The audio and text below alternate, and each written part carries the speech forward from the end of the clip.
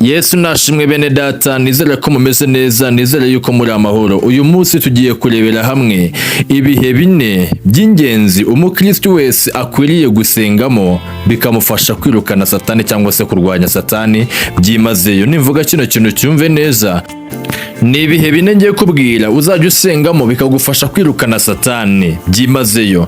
Ushobora kwibaza ati se ubundi igihe cyose umuntu yasenga akirukana Satani cyangwa se igihe cyose umuntu yemerewe gusenga? Nibyo koko igihe cyose umuntu arasenga, ariko abahanga bavuga neza yuko hari ibihe Satani aba ari bugufi y'umukristo cyangwa se aba ari hafi y'umukristo uwo ari we wese yiteguye kumugabaho ibitero amurwanye. Hanyuma rero abahanga bakomeza bavuga yuko ibyo bihe iyo ubaye maso cyangwa se ukabasha kubimenya, akaba ari byo nanasengamo abasha kuguhunga ntapfe kwegera ihema ryawe. Kuko abahanga bavuga neza yuko ibyo bihe tugiye kukubwira nibyo bihe Satani aba ari bugufi yo kukurwanya, ariko naho ukwiriye kuba mu maso ugasenga, kuko nawe nicyo gihe cyiza uba ubonye cyo kumurwanya kubera yuko aba ari bugufi yawe. Rero nje kubwira ibihe Satani aba ari maso yo kukurwanya, nawe ukwiriye kuba mu maso yo kumurwanya.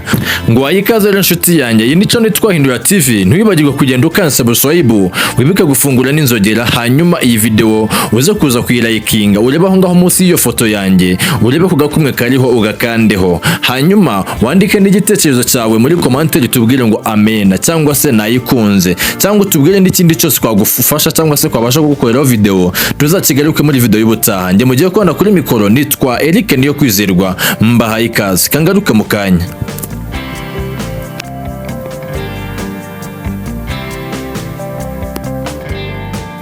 Nkuko mubizi ntabwo tubasha gutinda, mureka tujye mu cyatuzanye. Mbere na mbere Uwiteka Imana yaremye ijuru n'isi nihimbazwe, ihimbarizwe umwana wayo Yesu Kristo, yo yamutanze kuba incungu kugira ngo azacungure abari mu isi, hanyuma bari mu isi bose bagahererwa ubugingo muri we. Amahoro nta handi twayakuye, kubohoka nta handi twabikuye usibye mu bise by'amaraso ye. Uyu mwanya tugiye kureba rero, turebere hamwe ibi bihe ukwiriye kumusengamo kugira ngo ubashe kurwanya Satani. Buri mukristo wese afashe igihe kinini mu ntambara. Iyi ntambara irimo kurwana ni intambara itagaragara, intambara y'uburyo bw'umwijima. Nkuko Bibiliya bivuga mu Baefeso ibice bya 6:10 haravuga uti ngo ibisigaye mukomere mu mwami no mu mbaraga z'ubushobozi bwe bwinshi, mwambare intwaro zose z'Imana kugira ngo mubashe guhagarara mudatsinzwe n'uburiganya bwa Satani, kuko mudakirana n'abafite amaraso n'umubiri, ahubwo mukirana n'abafite ubutware, n'abafite ubushobozi, n'abategeka iyi si y'umwijima n'imyuka mibi y'ahantu ho mu ijuru. Nuko rero mutware intwaro zose z'Imana kugira ngo mubashe gukomera ku munsi mubi, kandi murangije byose mubashe guhagarara mudatsinzwe n'uburiganya bwa Satani. Mwakire neza ijambo ry'Imana, muti tubishimiye Imana. Satani azakora uko ashoboye kose kugira ngo akurwanye, hanyuma gusubiza inyuma mu rugendo watangiye rugana mu ijuru. Abantu benshi buryo uko dutekereza Satani ntabwo ari ko ari. Satani ni umugabo udacika intege, ubasha gukorana umwete mu bintu bye byose akora, kandi akayageza kujera igihe kiwe neza, kuko azi neza yuko nta gihe afite cyo gupfusha ubusa hano mu isi. Ni umugabo ukoresha uko ashoboye kose kugira ngo aburizemo imigambi y'Imana ku buzima bwawe. Ni umugabo ushobora kukugiraho inshuti y'uburyarya bitewe n'icyo yakubonyemo cyangwa se bitewe n'ibanga akubonamo Imana yakuremanye ry'icyo uzaba cyo mu gihe Imana ishaka. Rero yamaze kukikubonamo akwigiraho inshuti wo kagira ngo hano umuntu muzima muri kumwe, nyamara ni Satani yakwinjiriye. Satani ni umugabo udacika intege nk'uko uzicika, ni umugabo utarambirwa nk'uko urambirwa, ni umugabo udasinzira nk'uko usinzira nshuti yanjye. Ni umugabo uhorana imipango myinshi cyane, ahora apanga buri kanya agerageza gushakisha uburyo yabasha kugusubiza inyuma. Ni umugabo udatinya ahantu hose ndetse atanatinya n'umuntu uwo ari we wese. Ushobora kumubona mu rusengero, ukamubona mu isoko, ukamubona mu nshuti, ukamubona mu muryango. Aho hose Satani ntahatangwa kuko afite amayeri menshi ndetse n'uburyarya bwinshi cyane. Ikintu atazakora ni ukukwereka yuko ari Satani, azakwereka yuko ari inshuti nziza ndetse ari n'umunyamabanga mwiza, akwereka yuko ari umubyeyi mwiza, akwereka yuko ari umuvandimwe mwiza, akwereka yuko ari umukozi w'Imana mwiza. Satani afite amayeri menshi cyane ku buryo yihinduranya nk'uruvu. Utabashije kumenya uko akora yabasha kukurambika, kuko target afite niyo kugira ngo agusubize inyuma. Rero nshuti yanjye, ibi bihe binenge kubwira ni ibihe byiza uzajya usenga ukabasha kumurwanya, akabasha guhungira kuri ihema ryawe. akabasha guhungira kure ihema ryawe mu gihe uri gusenga. Abahanga bavuga neza yuko bino bihe nibyo bihe Satani nyirizina aba yegereje kugaba ibitero ku buzima bwawe, nibyo bihe Satani aba yegereje kugaba ibitero mu mibereho yawe, mu bana bawe, mu muryango wawe.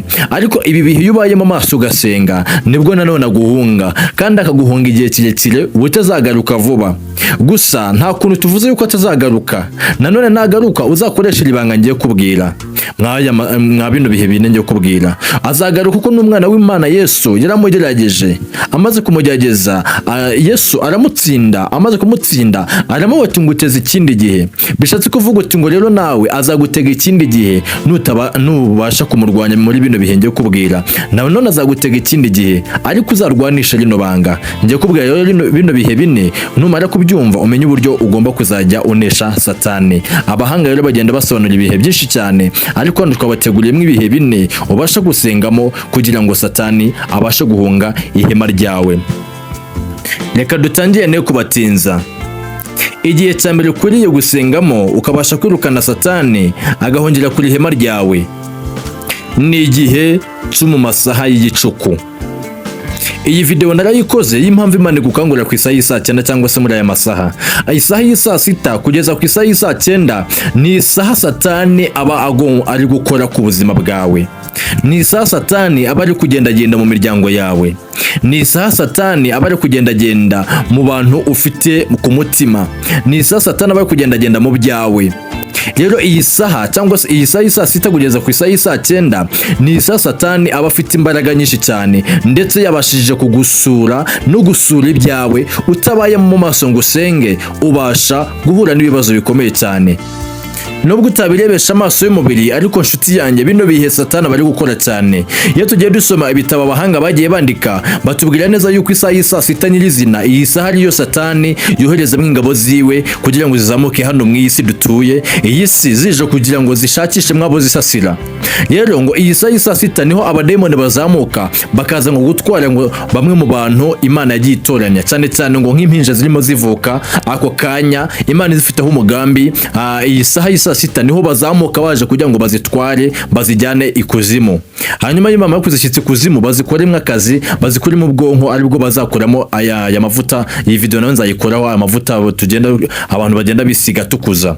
Rero niyo mpamvu iyi saha y'isa 6 Imana igutegeka kugira ngo byuke ujye usenga. Isaha y'isa 9 rero nanone isaha y'isa 9 niyo saha nziza abadayimana bamanukiyemo, kuko iyi saha y'isa 6 barazamuka, bamara kuzamuka bakaza gukora akazi muri ayo masaha, bajya ngo bagende mu bitaro gukuramo abantu abapfuye, abakiri bazima, bakica abantu bagashyitsa saa 7 saa 8 saa 9 zasika mu kadomo, niho bamanuka nanone bagiye gusubiza ibyo babonye, bagiye kubishyira Satani. Rero abahanga bavuga neza yuko ahangaha ari ukwiriye kujya usenga, ari nayo mpamvu Imana igukangurira mwayo masaha kugira ngo uzajye usenga, kuko iyi saha niyo Satani aba arimo kugira ngo atembere no mu muryango wawe cyangwa se mu nshuti zawe, atembere no mu bintu byawe, agire ibyo agenda yangiriza.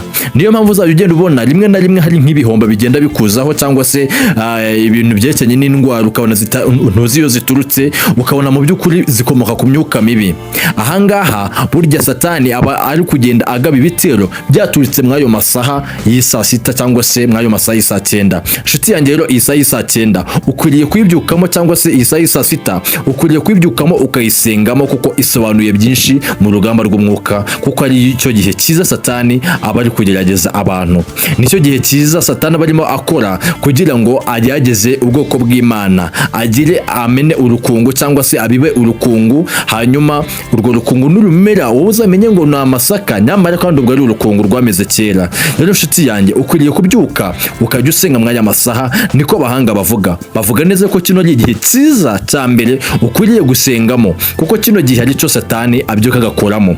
Nakoze kuri iyi video ivuga impamvu Imana ikwanga ku isaha y'isa 9. Rero nshuti yanjye nawe niba ubishaka ndayigushyira muri comment uze kuza kugenda kuyumva. Rero iyi saha saa sita, iyi saha kugeza ku isaha saa 9 ukwiriye kubyuka ugasenga, ukabyisenga kuko niho Satani arimo gukora. Kure kubyuka ugasenga, ugasengera umuryango wawe, ukaba maso. Matayo 26:41 haravuga ngo nimube maso musenge kugira ngo mutagwa mu mosa. Iyi saha rero ya saa 6 cyangwa se kugeza ku isaha ya saa 9 ni isanzwe Satani bari kugira ngo agutege imitego ubyuka uyisangemo utazi ukuntu byagenze.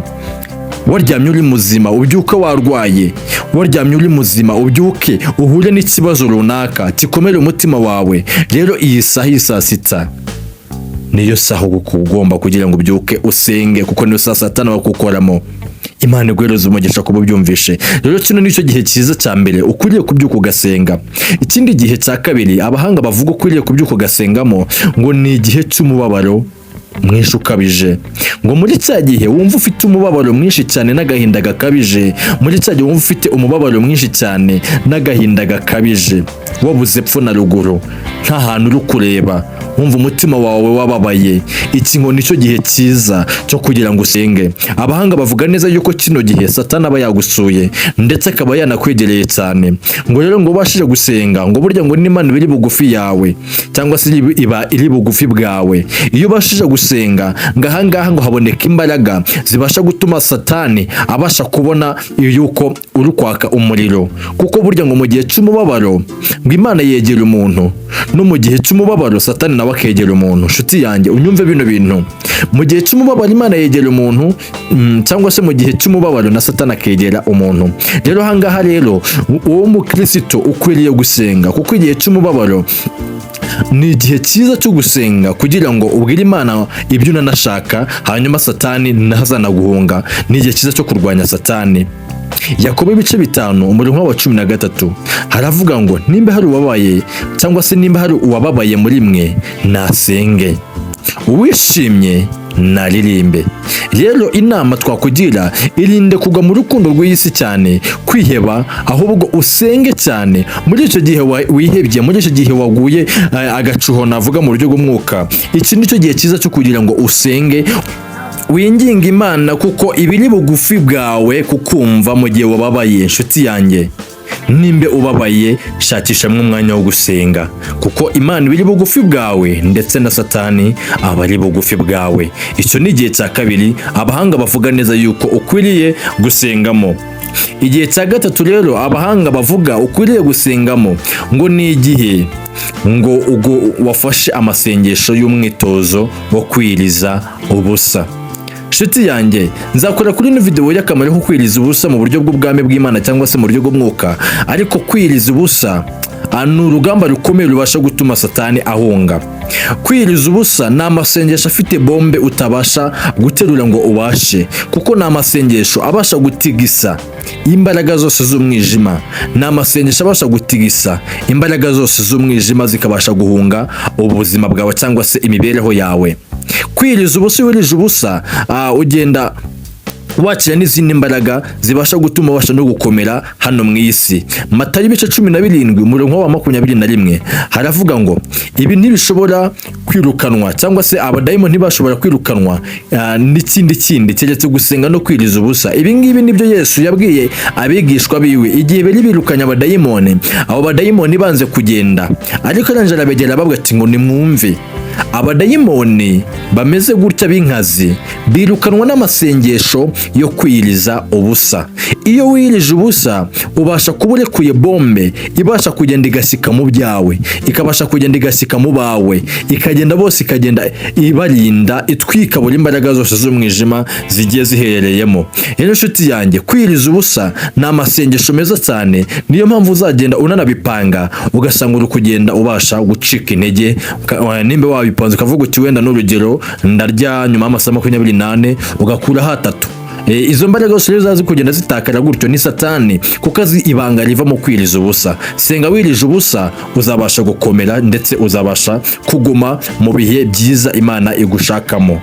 Rero kino gihe nacyo ni cyiza. Abahanga bavuga neza yuko iki gihe ari igihe cyiza cyo kubasha kurwanya Satani cyangwa se cyo kubasha gutuma Satani aguhunga. Iki gihe cyo kwiriza ubusa ni igihe cyiza cyo kugira ngo Satani abashe kuguhunga. Rero inshuti yanjye, nimba utabikundaga cyangwa se nimba utakundaga kubikora, menya neza yuko kino gihe Satani agitinya cyane, uburyo ubasha kwiriza ubusa bizagenda bikuzanira impinduka zikomeye mu buzima bwawe. Hari izindi mpinduka uzajya ugenda ubona ndetse zikomeye mu buzima bwawe bw'umwuka cyangwa se mu buzima bwawe busanzwe hano bw'iyi si. Uzagenda uhura na byinshi cyane kandi bikugirira umumaro. Icyo ngicyo ni igihe cya gatatu ushobora gusengamo Satani agahunga ihema ryawe akarihungira kure. Iki gihe ntukabure gusenga inshuti yanjye, kuko kino gihe Satani abasha guhunga ubwoko bw'Imana busenze mu kure no mu mwuka. Rero igihe cya kane ari nacyo cya nyuma, abahanga bavuga neza yuko ukuriye kugisengamo Satani akabasha kuguhungira kure, ngo ni igihe cyo gusengesha umwuka iteka ndetse no mu kuri. Nkuko tubisanga mu gitabo cy'Abefeso ibice byaho 6:18 haratubwira ngo musengeshe umwuka iteka mu buryo bwose bwo gusenga no kwinginga, kandi kubw'ibyo byose mugumye rwose kuba maso musabire abera bose. Inshuti mwene dato muri Kristo Yesu, iki gihe abahanga bavuga neza yuko ari igihe cyiza muri cya gihe uri gusenga ukumva mwuka wera arazamutse. Iki ni igihe cyiza ngo cyo gusenga, ndetse ngo ugusengamo n'isengesho ryo kwirukana Satani mu buzima bwawe, kuko ngo ahangaha ngo Imana biri kukumva muri bya bizaba uri gusenga ukumva Holy Spirit, imbaraga z'umwuka wera ziri kuzamuka muri wowe. Iki ngiki ngo ni igihe cyiza cyo kwatura amagambo meza cyane yo kubasha kwirukana Satani, niko abahanga bavuga. Rero nshuti yanjye, nuzasenga ukumva urimo utangiye kuzura umwuka wera cyangwa se kumva ufitanye ubusabane n'Imana budasanzwe nk'uko byari bisanzwe usanga usenga, iki ngiki ngo ni igihe cyiza abahanga bavuga ukuriye kwatura amagambo ngo yihumure, ndetse ukanatura n'amagambo ngo yo kwirukana imbaraga mbi z'abadayimoni. Rero nshuti yanjye, iki ngiki ni igihe cyiza ukwiriye gusengamo nimba ushaka yuko Satani azaguhunga akazajya ahora gutinya igihe cyose. Senga muri bino bihe uzabasha kurwirukana Satani ndetse umurwanye. Ijambo ry'Imana dusanga mu gitabo cya Yakobo ibice byaho 4:7 haravuga uti ngo mwegere Imana nayo izabegera, murwanye Satani nawe azabahunga. Rero nshuti yanjye, ukwiriye kurwanya Satani wifashishije iyi ntwaro y'amasengesho. Ni intwaro nziza ijya ibasha kunesha imbaraga zose z'abadayimoni ndetse n'imigambi yose y'icakura. Ndagushimiye cyane rero nshuti yanjye, ni ibihe binene naguteguriye, nakoreye ubushakashatsi bwimbitse kugira ngo mbikugezeho umenye neza yuko bino bihe ari byo bihe byiza byo gusengamo kugira ngo wirukane imyuka mibi y'abadayimoni cyangwa se wirukane Satani mu buzima bwawe, mu buzima bw'urubyaro rwawe, mu buzima bw'umuryango wawe, mu buzima bwo mu byawe byose. Rero ibi bihe bine nubisengamo Satani azabasha kuguhunga.